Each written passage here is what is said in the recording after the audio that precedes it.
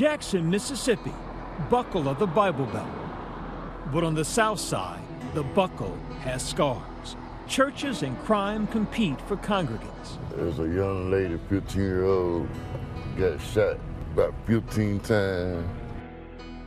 For Frederick Womack, heartache is a hymn he knows well. Born and raised here, he's executive director of Operation Good, a community outreach and violence interruption group he founded 10 years ago. A decorated Army veteran who's seen bloodshed abroad and at home. Violence can happen any minute here in Jackson, the same way it was in Iraq. Jackson has one of the highest murder rates in the nation. Police here are relying on Operation Good to bridge the gap with a community constantly on edge. As resident Gene Smith talks to our camera, you hear the gunshots now. Gunshots in the distance. And Lord have mercy, I'm sorry if I'm panicking, but gunshots make me go into panic mode. It reminds her too much of the night she lost her husband, Tracy, shot and killed right here on their porch. Right now, I depend on Operation Good for security. Every woman on the street is like a single mom. In Jackson, violence has one relentless rival: poverty. You see what that business say up there? What it say? Interstate Blood Bank? That's the only economy that they provide for my people. Sell their blood. And for many, basic resources like clean drinking water mostly comes from bottles, not taps, after the city's water system failed in 2022. Since 2010, nearly 30,000 people have left Jackson, a predominantly black city and overwhelmingly poor. 1 in 4 live below the federal poverty line. I have young men now who done turn 18, they feel lost.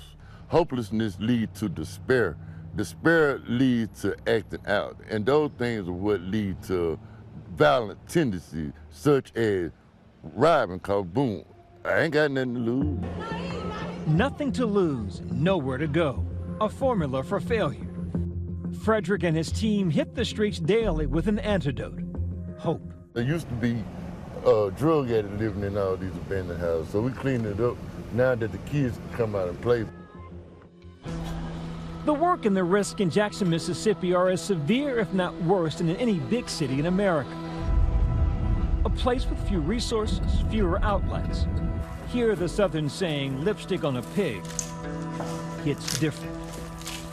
We go around, we clean the streets up. That's a big number one, making your environment look good. Because waking up every day seeing a bad environment gonna make you feel bad. I used to be very violent at one point in time. You know what I'm saying? Like very. So I know how it is to be out there firsthand.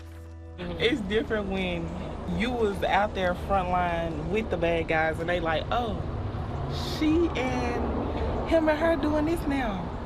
So, oh, maybe we can do this too.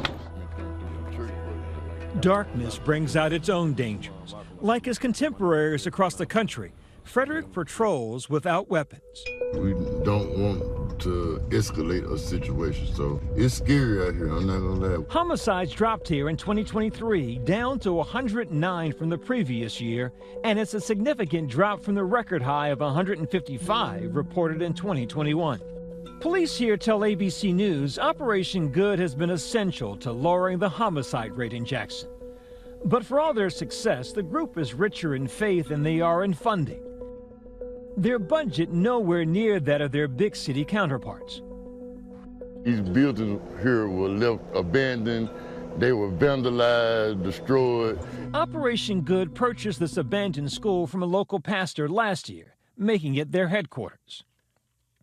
We have came a long way already. However, it's gonna take quite an amount to get everything up to par. The unsafe conditions force them to do most of their work outside, adding stress to an already difficult job that can only offer a full-time staff about $15 an hour. The burnout part of the work that we do is probably a real critical thing, because a lot of time they build up emotion, they build up stress. Where you at now? On this day, one Operation Good team member quits. No, he just gave up this morning. It's too much for him, you know what I'm saying? Everybody can't do this job. And he been doing it for a long time. I pray that everybody will go out and do that violent interruption work, do it with the pureness of heart, because you do it any other motive, it's not going to be successful. Operation Good has existed entirely on donations so far. The bipartisan Safer Communities Act, money approved by Congress, is intended to help groups just like Frederick's. So this funding is so important. Not only is it the largest federal investment in CVI programs, but it's also a signal that the government is in there and that we need to work together across sectors as a community to build up this CVI infrastructure. Back in Baltimore, that investment from the DOJ is paying dividends. One beneficiary, Operation Respond, run by Dante Johnson, a protege of Dante Barksdale. We are one of the first cohorts to receive this funding, and we're proud of that. They aren't mediating or de-escalating conflicts. Instead, they're trying to address the root causes of violence. His mobile unit drives around southeast Baltimore, staffed with a crisis management team. We run into people every day that been injured directly, been shot 3-4 times and never seen a therapist. Could you imagine getting shot and nobody ever walked in the room? So you need to speak to the social worker, sir.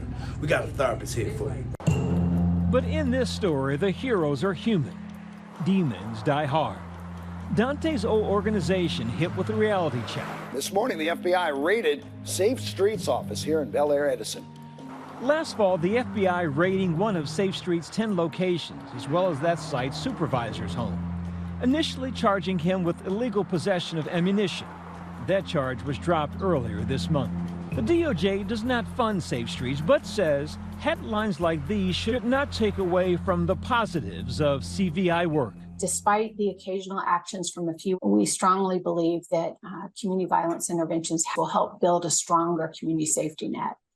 Dante's inspiration to keep going, his former Safe Street colleague, Dante Barksdale, better known as Tater.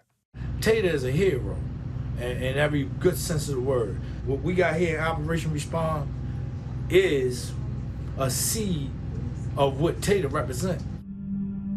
A seed watered with their brother's blood. And Peely Houston believes it continues to bear good fruit. Dante's message was the most gangster in the world is forgiveness. Could you forgive the person who shot and killed your brother? I already have, because so many remarkable things have come ever since then. Just as many lives that we see lost, you cannot count the lives that were saved. It would probably be much more without Safe Streets and brothers like mine.